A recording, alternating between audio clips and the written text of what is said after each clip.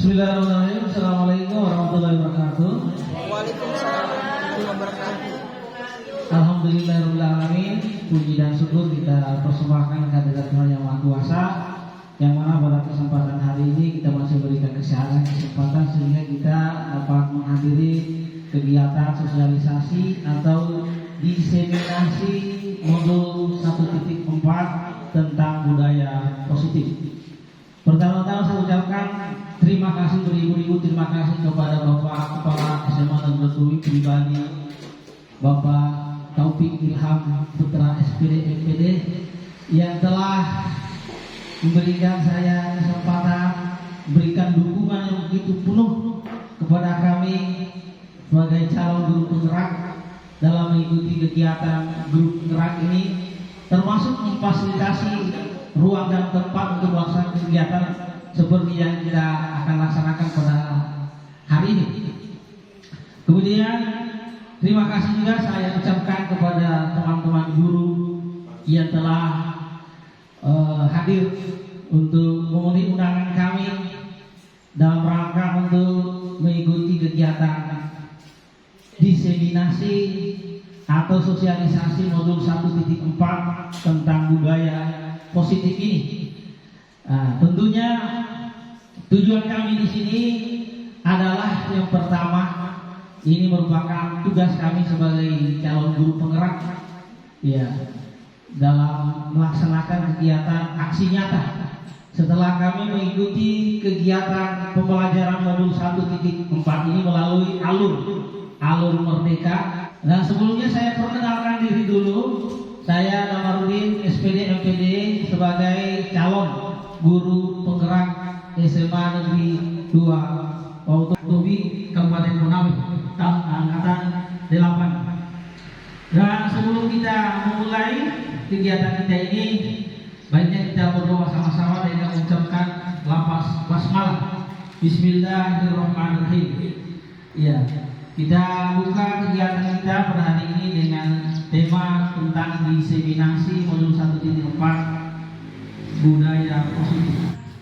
Ada pertanyaan pemantik, jawabannya setuju atau tidak setuju. Yang pertama, hukuman dapat mendisiplinkan anak, setuju atau tidak setuju? Setuju. Setuju? Iya. Apa alasannya? Yang setuju? Setuju. Iya. Silakan. Iya.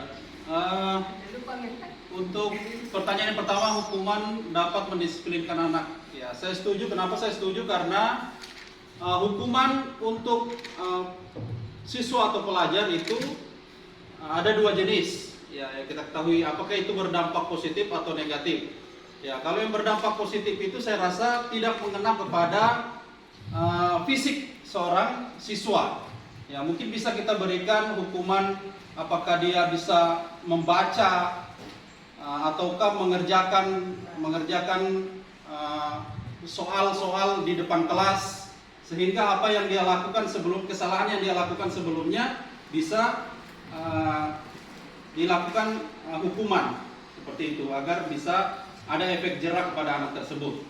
Seperti itu, Pak. Iya, terima kasih Pak Sarifudin telah memberikan satu konsep bahwa hukuman dapat mendisiplinkan anak, artinya dia setuju. Ya. Kemudian juga pemberian hukuman dengan hal positif seperti membaca atau membersihkan halaman sekolah dapat meningkatkan disiplin anak. Setuju atau tidak? Setuju. Ya. Kemudian memberi penghargaan dapat meningkatkan motivasi belajar anak. Setuju atau tidak? Setuju, Pak. Setuju. Iya, setuju. Ya, topik pembahasan kita hari ini ada 7 topik. Yang pertama paradigma perubahan belajar, yang kedua disiplin positif dan nilai-nilai kebajikan universal, yang ketiga teori motivasi, hukuman dan penghargaan serta restitusi, yang keempat keyakinan kelas, yang kelima kebutuhan dasar manusia, yang keenam restitusi atau 5 posisi kontrol guru, dan yang ketujuh tentang segitiga restitusi. Iya, dalam membangun budaya positif didasari dari tujuan pendidikan yang telah digagas oleh Bapak Pendidikan kita Ki Hajar Dewantara Beliau menjelaskan bahwa tujuan pendidikan adalah menuntut segala kekuatan kodrat yang ada pada anak-anak agar dapat mencapai keselamatan dan kebahagiaan setinggi-tingginya, baik sebagai seorang manusia maupun sebagai anggota masyarakat. Oleh sebab itu, pendidik hanya dapat menuntut tumbuh atau hidupnya kekuatan kodrat yang ada pada anak agar dapat memperbaiki lakunya, bukan dasarnya hidup dan tumbuhnya kekuatan kodrat anak. Baik, sekarang kita lihat bagaimana perubahan paradigma belajar, bahwa dalam membangun budaya positif sekolah dapat mengadakan lingkungan yang positif, aman dan nyaman agar siswa mampu berpikir, bertindak dan mencipta dengan merdeka, mandiri dan bertanggung jawab. Disiplin sangat berkaitan dengan kontrol guru terhadap siswa. Jadi pada slide ini kita melakukan permainan menggenggam tangan. Jadi ada yang berposisi sebagai A dan ada yang berposisi sebagai B. Yang A, ya, tugasnya adalah tugas A mengepalkan salah satu tangan Anda. Coba Anda bayangkan bahwa Anda menyimpan sesuatu yang sangat berharga di dalam kepalan tangan Anda. Anda perlu menjaga benda tersebut sekuat tenaga Anda karena begitu pentingnya untuk kehidupan Anda. Tugas rekan Anda B adalah mencoba dengan segala cara untuk membuka kepalan tangan Anda. Jadi teman B boleh membujuk, menghardik, mengintimidasi, memarahi, menggoda, menggeliti, bahkan menawari uang agar Anda bersedia membuka kepalan tangan Anda. Iya. Kira-kira Bapak Ibu guru, ya, ada yang siap untuk berposisi sebagai A? Iya. Siap. Ibu Leni. Silakan, kalau misalnya apa yang akan terjadi ketika Anda sebagai A disuruh untuk mengepalkan tangan dan di tangan Anda ada sesuatu yang berharga. Ada yang datang membujuk, apakah Anda akan membuka tangan atau tetap mengepalkan tangan? Kalau sesuatu yang berharga Pak, maka saya akan tetap mengepalkan tangan. Iya. Jadi di sini ada dua kemungkinan. Tetap mengepalkan tangan karena di sini ada sesuatu yang memiliki prinsip yang sangat kuat, dan ada orang yang akan membuka tangannya karena apa? Ada pengaruh dari luar. Dia terpengaruh dengan bujukan, dengan rayuan. Iya. Ya, kita lanjut. Iya. Maka menurut ilusi kontrol yang disampaikan oleh Dr. William Glasser, iya, ada ilusi guru mengontrol murid. Jadi pada dasarnya kita tidak dapat memaksa murid untuk berbuat sesuatu jikalau murid tersebut memilih untuk tidak melakukannya.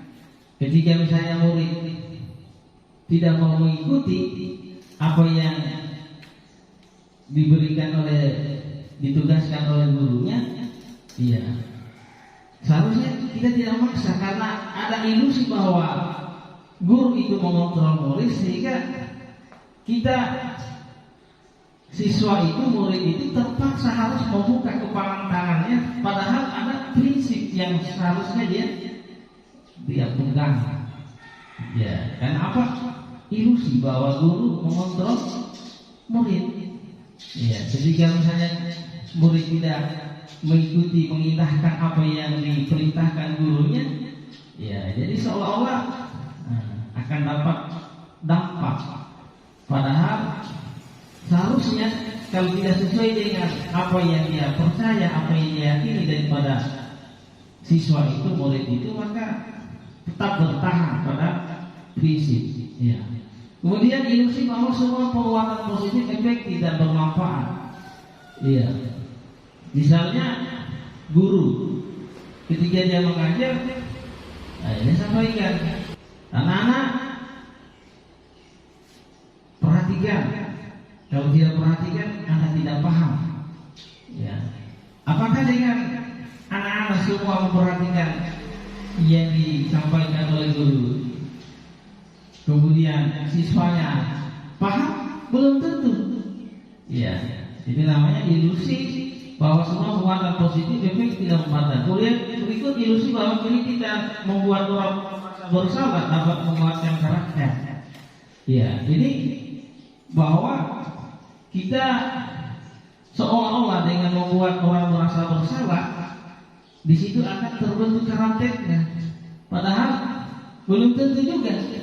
Dengan ketika misalnya anak-anak diberikan istilahnya bahwa itu sesuatu yang mengecewakan, misalnya akhirnya anak-anak terbentuk dengan perasaan yang merasa tidak ada nilainya.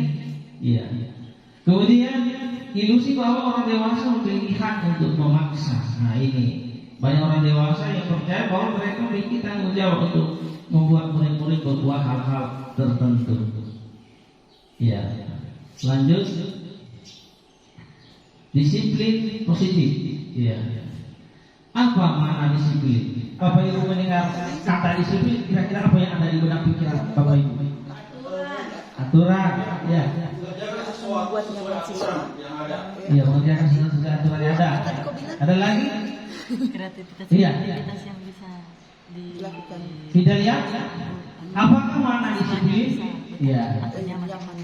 Makna disiplin berasal dari kata Latin disiplin yang artinya belajar. Jadi hakikatnya disiplin itu adalah untuk belajar. Iya. Menurut Socrates dan Plato bahwa makna asal dari kata ini berkonotasi dengan disiplin diri. Disiplin diri, ya, membuat orang menggali potensi menuju sebuah tujuan yang dia hargai. Jadi kita melakukan sesuatu karena ya kita yakini bahwa ada tujuan yang sebenarnya kita ingin capai, sehingga kita melakukan itu. Kita datang ke waktu, karena tujuannya itu dalam hal untuk kita menghargai waktu. Kita laksanakan sholat misalnya, berarti karena kita pahami bahwa ini adalah perintah dari Tuhan. Kalau kita tidak laksanakan, kita akan berdosa. Nah itu. Namun dalam budaya kita, mana kata di sini telah berubah menjadi sesuatu yang dilakukan seseorang pada orang lain untuk mendapatkan kepatuhan. Nah, kecenderungan umum adalah menghubungkan disiplin dengan ketidaknyamanan, bukan apa yang kita hargai atau mencapai satu tujuan mulia. Jadi orang melakukan sesuatu karena didorong oleh ketidaknyamanan, mungkin karena ada hukuman kalau tidak datang tepat waktu, kita akan dikenakan hukuman. Tidak didorong oleh karena ada sesuatu tujuan yang mulia yang kita ingin capai. Lanjut. Disiplin adalah kemampuan memerintah diri sendiri dalam mengontrol dan menguasai diri untuk memilih tindakan yang mengacu pada nilai-nilai yang kita hargai dengan penuh tanggung jawab tanpa terperintah orang lain. Nilai-nilai yang kita hargai adalah nilai kebajikan, sifat positif manusia yang merupakan tujuan mulia yang ingin dicapai setiap individu, yaitu nilai-nilai dalam profil pelajar Pancasila. Ya, kita lanjut pada konsep kebutuhan dasar manusia. Ya, realitas kebutuhan setiap orang berbeda. Kita harus berusaha memahami pandangan orang lain tentang dunia. Setiap orang memiliki gambaran yang berbeda. Jadi kebutuhan dasar manusia ini minimal ada 5. Ya, ada kebutuhan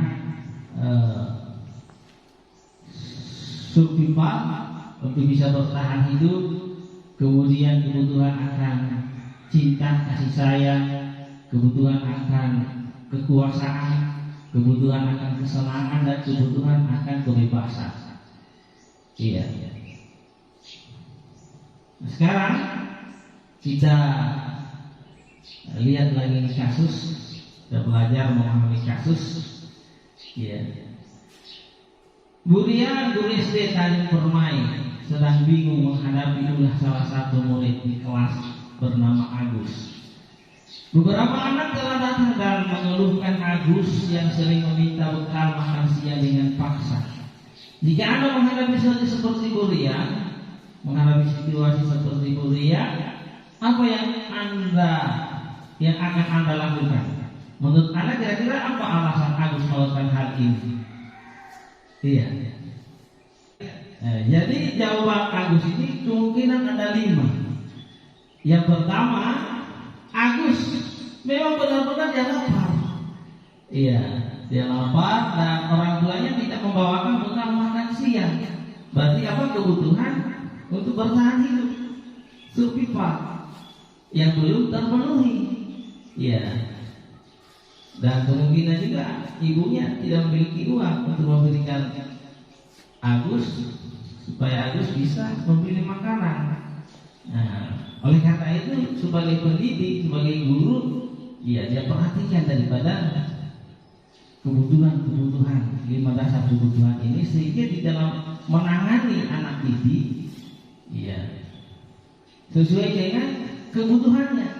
Maka dalam kurikulum Merdeka ini kita mengembangkan namanya pembelajaran yang berdiferensiasi sesuai dengan karakteristik dan kebutuhan peserta didik. Iya. Kemudian yang kedua, jawaban yang kedua, iya, supaya teman Agus jadi perhatian. Dia lakukan Agus itu supaya temannya bisa perhatian. Iya. Berarti Agus, kebutuhannya di sini dia ingin memenuhi namanya kebutuhan akan cinta, kasih sayang, perhatian dari temannya, ingin diterima dalam kelompok. Ya. Kemudian yang ketiga, kemungkinan juga dia melakukan karena dia merasa hebat, supaya dia merasa hebat. Ya, temannya merasa takut dan menuruti keinginannya. Nah, itu namanya kebutuhan akan kekuasaan. Dia ingin tampil sebagai pemimpin atau yang berkuasa. Ya. Kemudian yang keempat, Agus merasa besar dengan bekal yang dibawakan orang tuanya. Iya. Mungkin yang dibawakan hanya roti tok.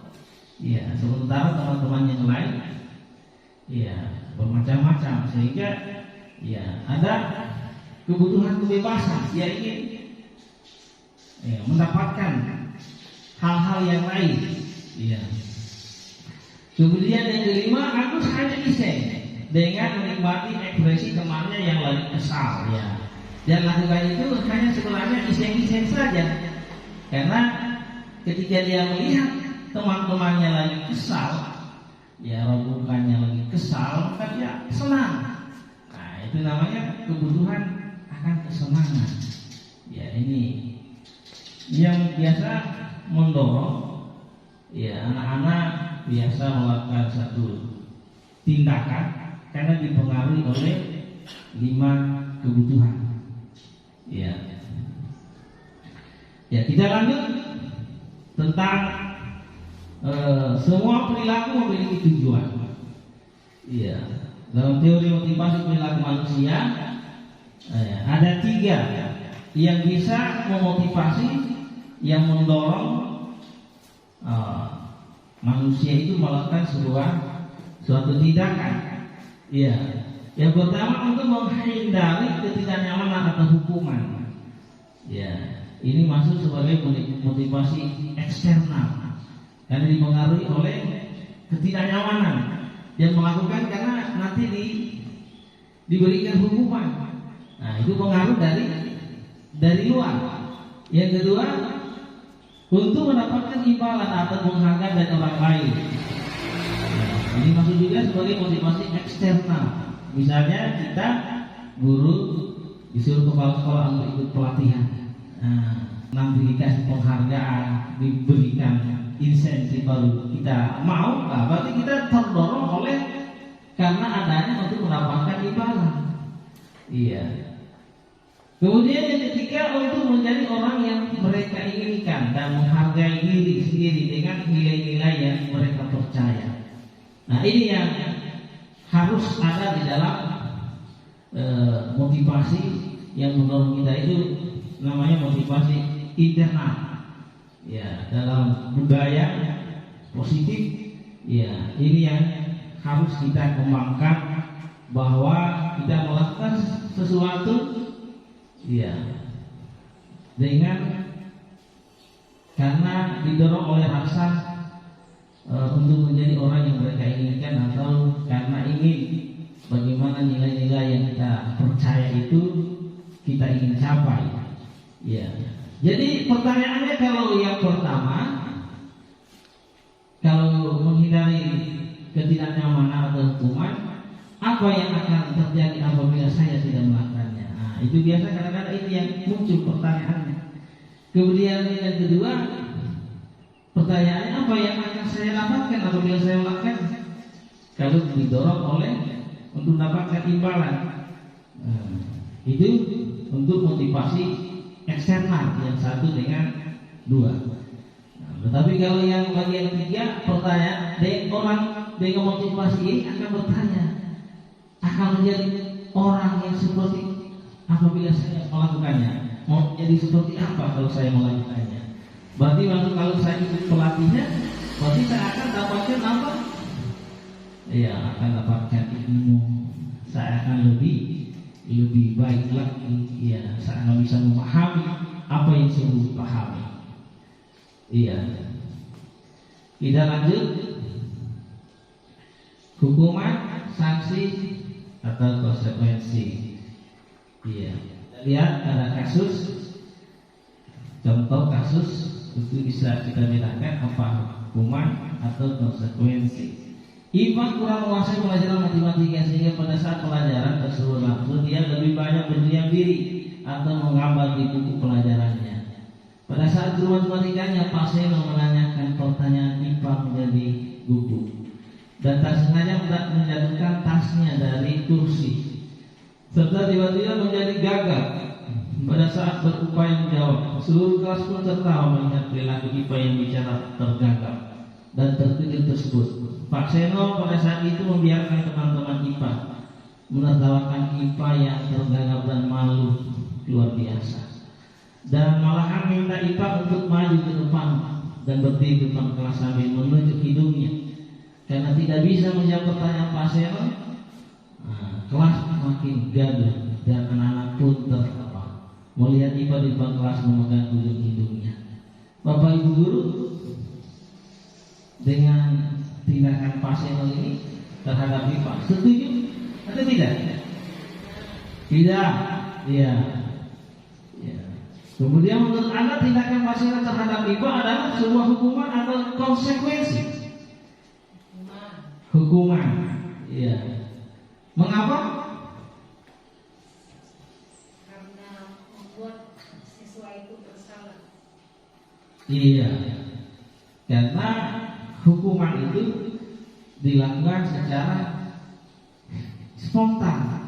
Ya, tidak ada hubungan dengan apa yang dilakukan anak itu.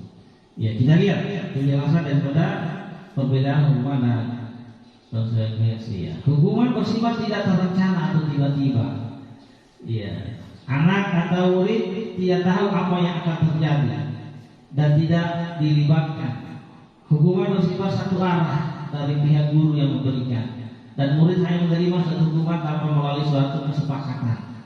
Tidak didasari apa yang dia langgar, keyakinan apa yang dia langgar, kesepakatan apa yang dia langgar. Iya. Atau pengarahan dari pihak guru, baik sebelum atau sesudahnya. Artinya sebelum dilakukan itu, ya harus ada pengarahan dulu, petunjuk dulu. Iya. Ya kan? Tiba-tiba langsung dipanggil anak ke depan, dia tidak tahu. Nah. Kemudian hukuman yang diberikan bisa berupa fisik maupun psikis. Ya, fisik, ya bisa dipukul atau dikasih sanksi, push up dan sebagainya, lari, itu berupa fisik. Kalau psikis berupa kata-kata, ya secara verbal, Iya. Kemudian murid atau anak disakiti oleh sesuatu perbuatan atau kata-kata ya. Sedangkan konsekuensi adalah sudah terencana atau sudah disepakati, sudah dibahas dalam dan disetujui oleh murid dan guru. Umumnya bentuk-bentuk konsekuensi dibuat oleh pihak guru sekolah dan murid sudah mengetahui sebelumnya konsekuensi yang akan diterima bila ada pelanggaran. Misalnya ada siswa yang datang terlambat, ya maka sanksinya dalam aturan jam keluar main siswa itu harus ya menggunakan jam keluar mainnya untuk menyelesaikan tugas yang berkaitan dengan mata pelajaran yang ditinggalkan. Itu contoh yang sudah termasuk dalam konsekuensi. Ya, kita bilang konsep restitusi posisi kontrol guru. Ya, jadi ada 5 posisi kontrol guru. Yang pertama sebagai penghukum, kedua membuat merasa bersalah, yang ketiga teman, yang keempat pemantau, dan kelima manajer. Nah, ini materi yang sangat menarik. Kenapa saya katakan menarik? Karena ini menegur kita sebagai guru.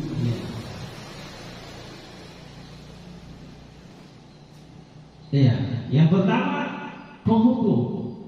Iya, ciri-ciri daripada posisi penghukum, suaranya tinggi, bahasa tubuhnya matanya melotot. Iya. Kemudian jari menunjuk-nunjuk, menghardik. Iya, misalnya terlambat lagi, pasti terlambat lagi, selalu datang terlambat. Kapan bisa datang tepat waktu? Iya, jadi hasilnya ini kalau kita melakukan posisi penghukum, kemungkinan murid marah, kemudian akan kadang-kadang mendendam dan bahkan akan bersifat agresif. Ya, itu manakala kita guru ini melakukan kontrol dengan posisi penghukum. Iya, dan posisi penghukum ini kita mengantarkan murid pada identitas yang gagal. Iya. Kemudian yang kedua membuat merasa bersalah. Nada suara memelas dia, halus subi. Bahasa tubuhnya merapat pada anak-anak, telusur. Pada posisi ini biasanya guru akan bersuara lebih lembut, membuat rasa bersalah akan menggunakan keheningan yang membuat orang lain merasa tidak nyaman, bersalah atau rendah diri. Ya. Kata-kata yang keluar dengan lembut akan seperti, ya, ibu sangat kecewa sekali dengan kamu. Ya. Berapa kali bapak harus memberitahu kamu ya? Gimana coba kalau orang tua kamu tahu kamu berbuat begini? Ya, ini kata-kata yang dikeluarkan oleh guru yang berposisi sebagai pembuat rasa bersalah, sehingga anak-anak itu dia merasa dirinya tidak bisa memberikan yang terbaik. Ya, sehingga hasilnya murid akan merasa bersalah dalam mengecewakan ibu atau bapak gurunya. Murid akan merasa menjadi orang yang gagal dan tidak sanggup membahagiakan orang lain. Jadi dua posisi ini, ya, mengantarkan pada identitas anak pada identitas yang gagal. Ya, kalau kita gunakan posisi penghukum dan pembuat merasa bersalah. Lanjut, yang ketiga sebagai teman. Ya, posisi sebagai teman, ciri khasnya nada suaranya ramah, akrab dan bercanda. Bahasa tubuhnya merapat pada murid, mata dan senyum jenaka. Ya. Guru pada posisi ini tidak akan menyakiti murid, namun akan tetap berupaya mengontrol murid melalui persuasi. Misalnya, Adi, ayolah, bagaimana sih kamu? Kemarin kamu sudah janji ke bapak, bukan? Kenapa terlambat lagi? Sambil tertawa ringan. Ya, sudah tidak apa-apa, duduk dulu sana. Nanti Pak Guru bantu kamu ini. Sambil senyum-senyum. Nah, ini posisi guru sebagai teman. Hasilnya, kalau kita gunakan posisi ini, murid akan merasa senang dan akrab dengan guru. Ya, ini termasuk dampak yang positif. Hanya saja di sisi negatif, murid menjadi ketergantungan atau tergantung pada guru tersebut. Ya, nanti ada guru itu baru dia. Atau ketika tidak ada guru itu, dia tidak bisa berbuat apa-apa karena dia tergantung pada guru yang dijadikan sebagai temannya. Iya.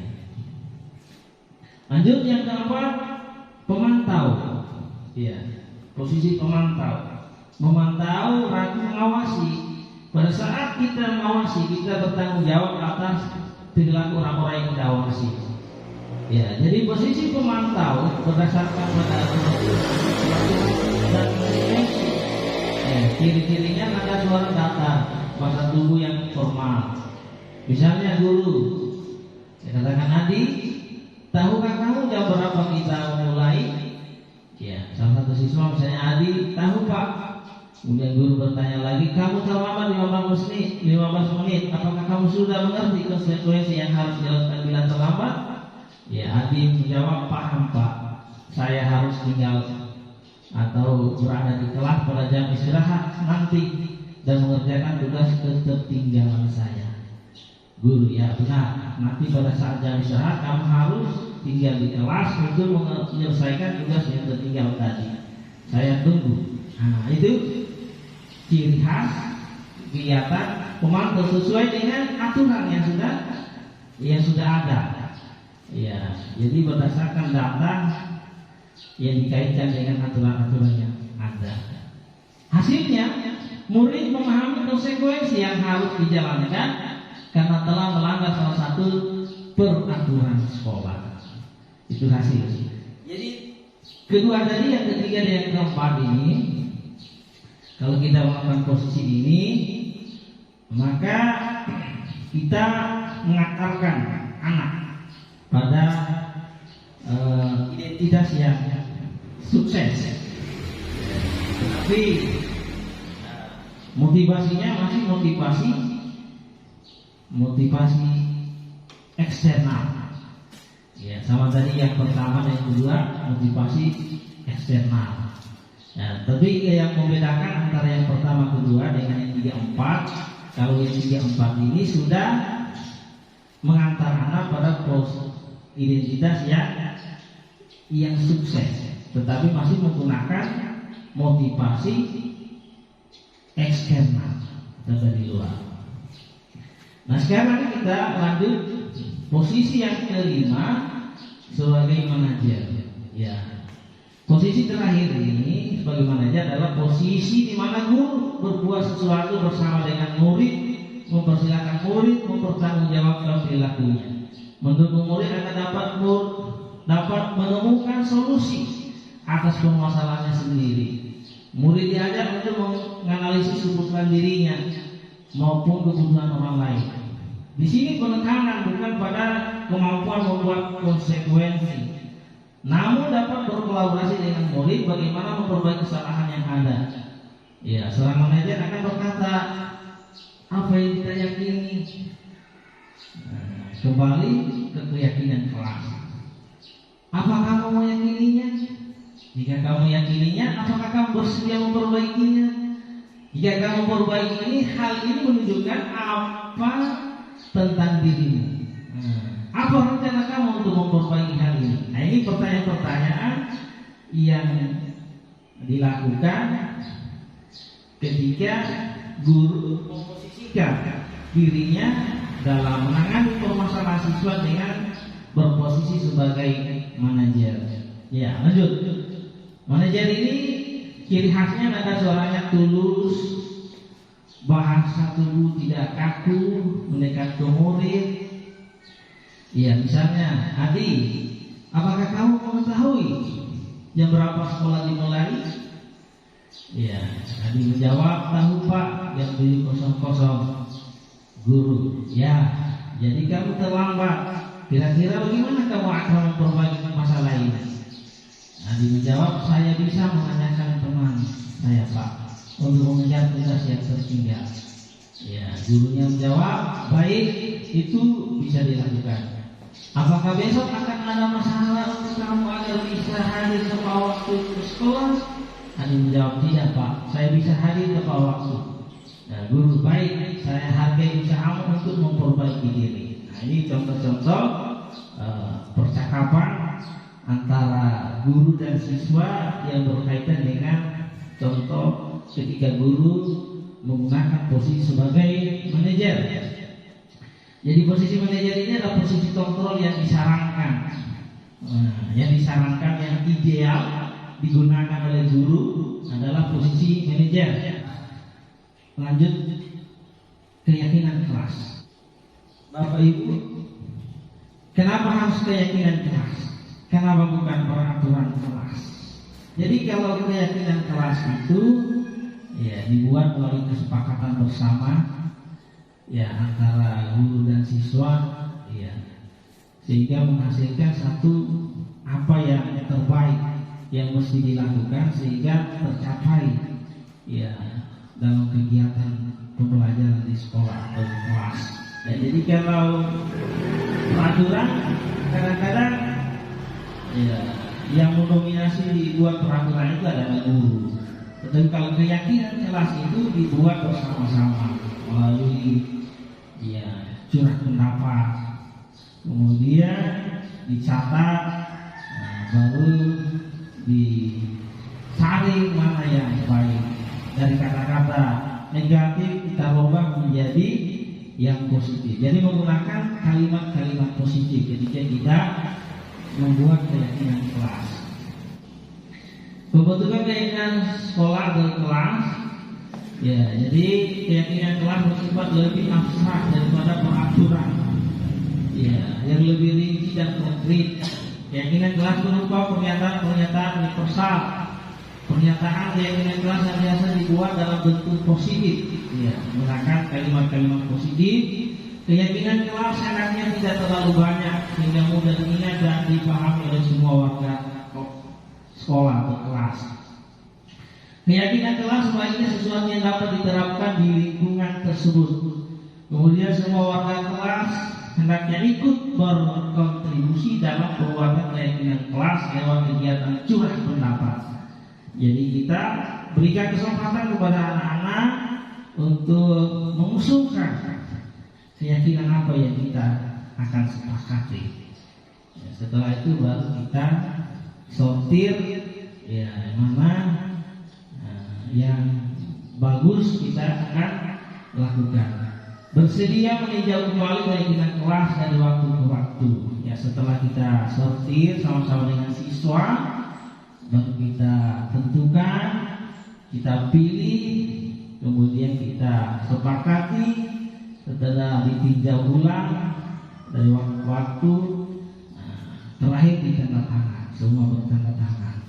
Sehingga ketika kita ada masalah dengan siswa, maka kita akan tanyakan keyakinan kelas mana yang tidak dipatuhi, tidak dilakukan. Ya, ini pentingnya kita membuat keyakinan kelas. Oleh karena itu, Bapak Ibu guru, nanti kita sebelum kita melaksanakan kegiatan belajar di kelas, kalau belum ada keyakinan kelasnya, ya penting kita ya untuk membuat dulu supaya dalam kegiatan pembelajaran itu akan lebih baik, lebih nyaman.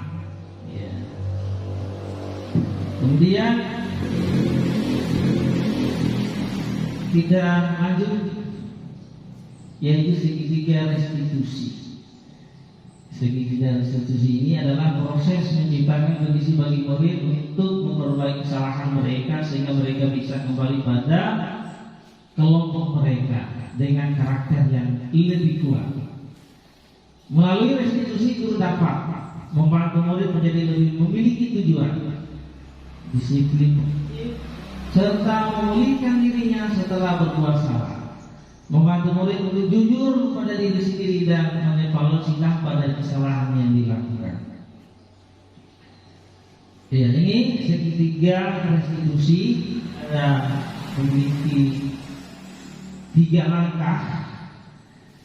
Yang pertama, menstabilkan identitas. Ketika kita melakukan menstabilkan identitas, ya, maka guru di sini ya dia melakukan pertanyaan-pertanyaannya yang biasa digunakan. Setiap orang pasti pernah melakukan kesalahan. Kamu bukan satu-satunya yang pernah melakukan ini.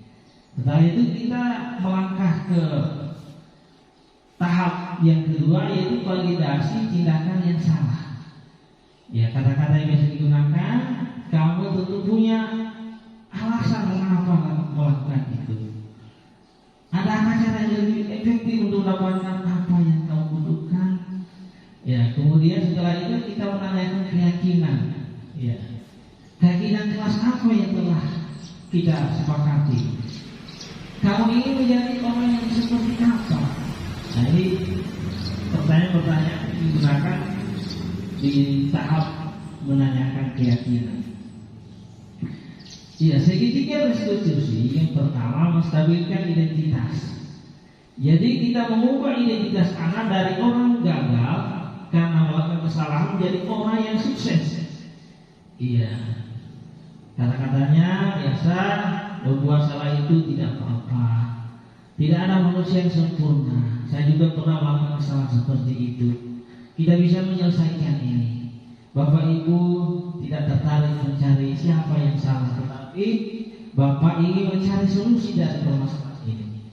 Kamu berhak merasa begitu. Nah, ini kata-kata yang kita gunakan dalam menstabilkan identitas. Yang kedua, tahap kedua, validasi tindakan yang salah. Setiap tindakan kita dilakukan dengan suatu tujuan, yaitu memenuhi kebutuhan dasar. Ya, kita hubungkan dengan kebutuhan yang sangat penting. Ada 5 kebutuhan dasar manusia. Iya, misalnya, padahal kamu bisa melakukan yang lebih buruk dari ini ya. Kamu pasti punya alasan mengapa melakukan hal itu. Kamu patut bangga pada dirimu sendiri karena kamu telah melindungi sesuatu yang penting buatmu. Dan langkah yang terakhir, menanyakan keyakinan, menghubungkan anak dengan nilai-nilai yang dia percaya dan berpindah menjadi orang yang dia inginkan. Apa yang kita percaya sebagai kelas atau keluarga? Apa nilai-nilai umum yang kita telah sepakati? Apa bayangan kita tentang kelas yang ideal? Kamu mau jadi orang yang seperti apa? Nah, kita lihat ya, contoh penerapan segitiga restitusi yang telah kami lakukan. Andika, tadi Bapak dapat laporan dari guru BK bahwa Andika akhir-akhir ini sering datang terlambat ke sekolah ya? Iya. Kira-kira sudah berapa kali kamu datang terlambat ke sekolah? Seingat saya Pak, sudah 8 kali. 8 kali? Iya Pak. Nah, kalau datang terlambat, tidak apel pagi dan tidak mengikuti pelajaran di jam tertentu, menurut Andika itu suatu kesalahan tidak? Kesalahan. Iya, setelah kita melakukan wawancara bagaimana menggali permasalahan yang dilakukan oleh siswa, kita menggunakan segitiga restitusi melalui 3 tahapan tadi. Melalui tahapan pertama, yaitu menstabilkan identitas. Kemudian yang kedua, kita validasi tindakan yang salah. Dan terakhir, menanyakan keyakinan. Ya, selanjutnya akan ada tanggapannya, bagaimana tanggapan daripada siswa yang telah kita lakukan penyelesaian dengan menggunakan segitiga restitusi. Assalamualaikum warahmatullahi wabarakatuh. Perkenalkan, nama saya Muhammad Fajar Andika, Saya dari kelas 11 IPS SMA Negeri 2 Wawotobi. Saya mengucapkan banyak terima kasih kepada Bapak Guru saya karena saya telah diajak untuk berdiskusi dan menemukan solusi atas kesalahan yang telah saya perbuat.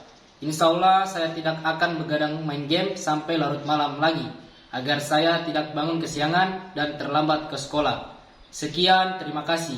Wassalamualaikum warahmatullahi wabarakatuh. Iya, inilah tadi tanggapan siswa yang telah kita selesaikan tadi.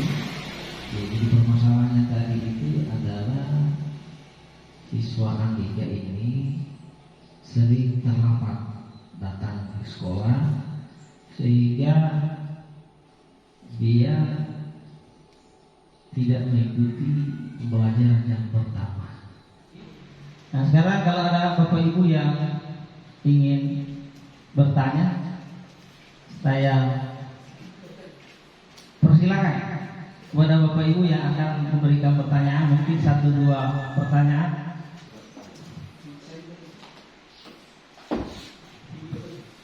Terima kasih. Yang saya ingin tanyakan dari pemaparan Bapak tadi, kira-kira kreativitas apa saja yang bisa dilakukan oleh seorang guru untuk membuat peserta didiknya nyaman berada di kelas? Demikian, terima kasih.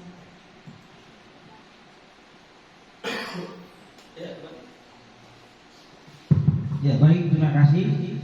Ada lagi yang mau bertanya? Iya. Kreativitas apa saja yang harus ibu guru lakukan sehingga anak-anak itu bisa belajar dengan nyaman dan menyenangkan? Iya. Sesuai yang saya gambarkan tadi bahwa Hanya sepotong. tugas guru sesuai yang dijelaskan oleh Ki Hajar Dewantara adalah menuntut. Jadi guru itu seperti seorang petani, sebagai seorang pekebun. Bagaimana dia menuntut, ya, bagaimana dia memperlakukan tanamannya itu supaya bisa tumbuh dan bisa menghasilkan buah yang berkualitas.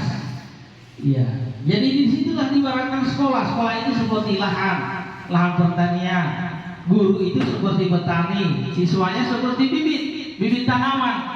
Kalau kita tanam padi, yang hasilnya juga akan menghasilkan tanaman padi. Tidak mungkin tanam padi hasilnya jagung.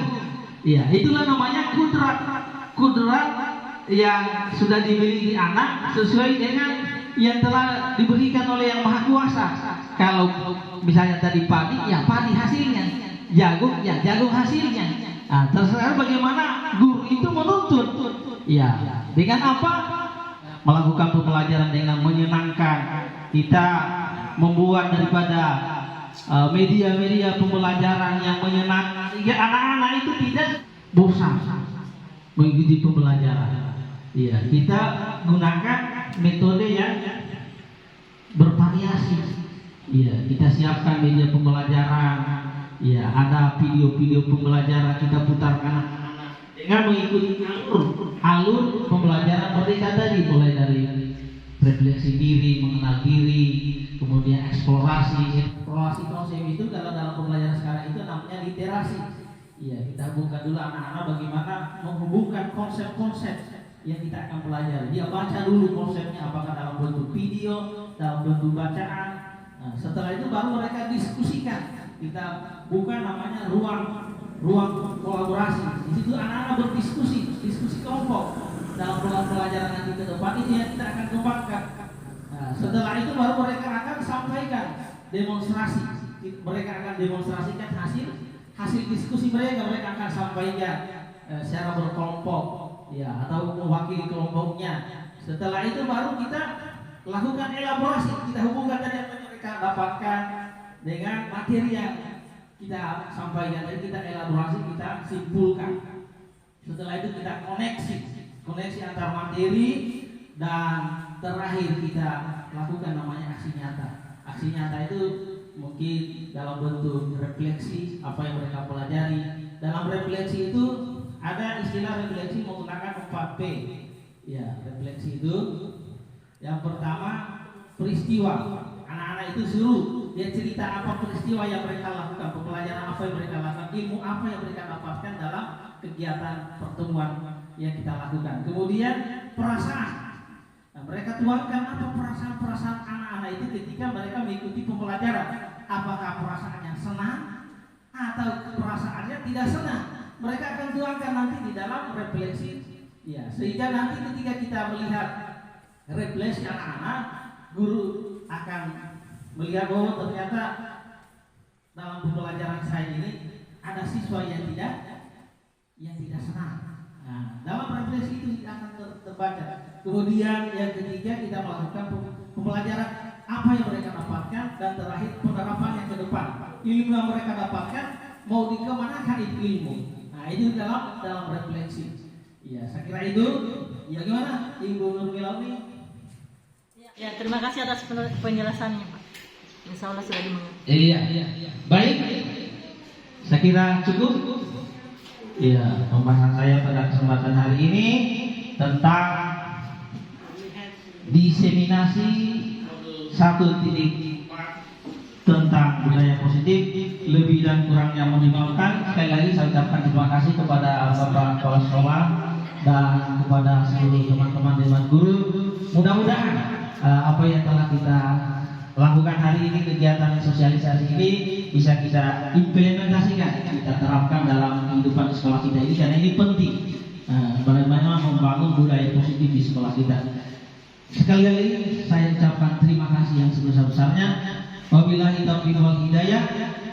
Wassalamualaikum warahmatullahi wabarakatuh. Waalaikumsalam. Dan kita tutup dengan sama-sama ucapkan hamdalah, alhamdulillah, rabbil alamin.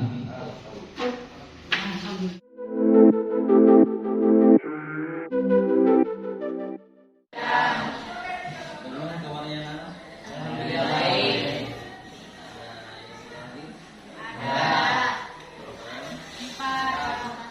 Sebelum kita mulai kegiatan pembelajaran, sebaiknya kita berdoa dulu. Sebelum kita belajar, marilah kita berdoa.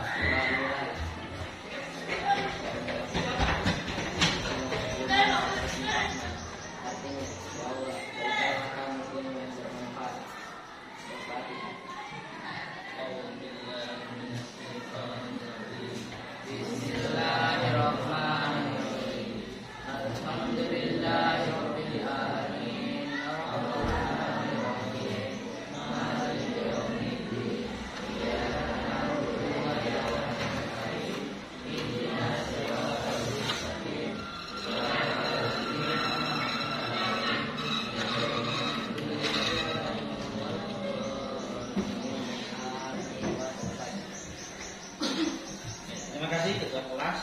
SMA Negeri 2 Wotobi. Luar biasa. Tepuk 1. Tepuk 2. Tepuk 3. Tepuk 4. Tepuk 5. 3 kali tepuk 5.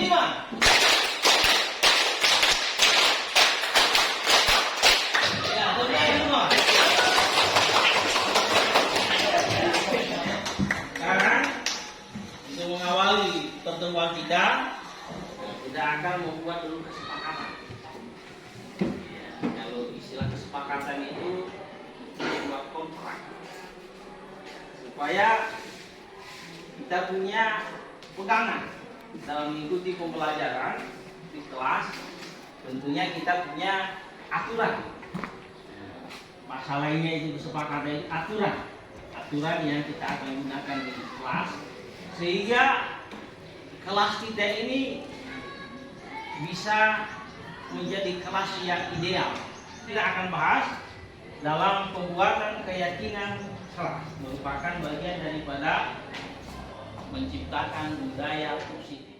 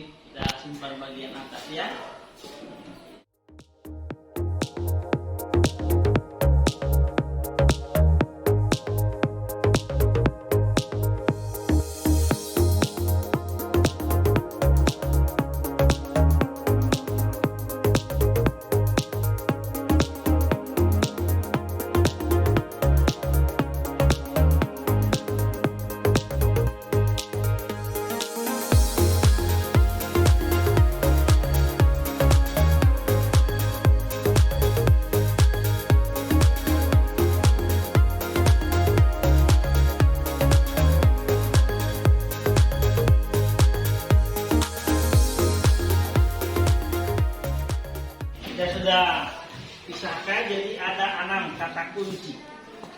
Ya, yang pertama tentang disiplin. Sepakat? Sepakat. Yang kedua tentang tertib. Teratur. Kemudian yang ketiga tentang saling menghargai dan menghormati sesama. Kemudian yang keempat, ya, kita menjaga kebersihan kelas. Kemudian yang kelima, ya, kita budayakan gaya 5S. Sekarang kita akan tanda tangan keyakinan kelas kita ini.